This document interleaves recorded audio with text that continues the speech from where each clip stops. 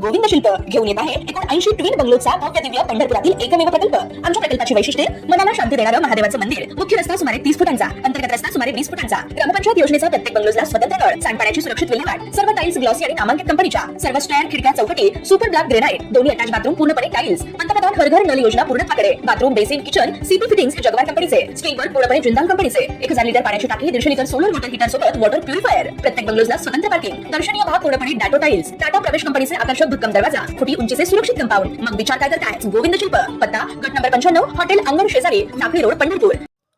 राज्यातील लाखो शेतकऱ्यांसाठी दिलासादायक ठरणारी बातमी समोर आली आहे। शेतकरी कर्जमाफी योजना आता अंतिम टप्प्यात आली असून येत्या 10 दिवसात तिची अंमलबजावणी केली जाईल अशी घोषणा कृषी मंत्री दत्ता भरणे यांनी केली आहे। पुण्यश्लोक अहिल्यादेवी होळकर यांच्या जयंतीनिमित्त आयोजित कार्यक्रमात बोलताना त्यांनी ही माहिती दिली। राज्य सरकारने शेतकऱ्यांना 2 लाख रुपयापर्यंतची कर्जमाफी देण्याचा महत्त्वपूर्ण निर्णय घेतला आहे।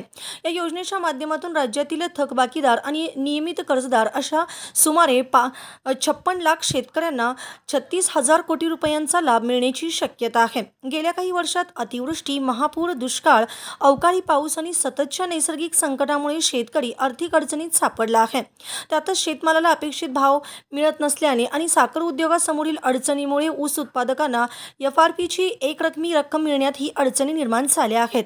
या परिस्थितीमुळे शेतकऱ्यावरील कर्जाचा बोजा वाढत असून आत्महत्येच्या घटनेबाबतही चिंता व्यक्त केली जाते।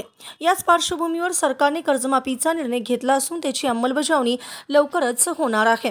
पुण्यश्लोक अहिल्यादेवी होळकर यांच्या 301व्या जयंती सोहळा अहिल्यानगरच्या चौंडी गावामध्ये आज पार पडला। या कार्यक्रमात बोलताना मंत्री दत्ता भरणे यांनी पुण्यश्लोक अहिल्यादेवी होळकर यांच्या कार्याचा गौरव करत त्यांच्या नावाने ही कर्जमाफी योजना राबवण्यात येत असल्याचे सांगितले।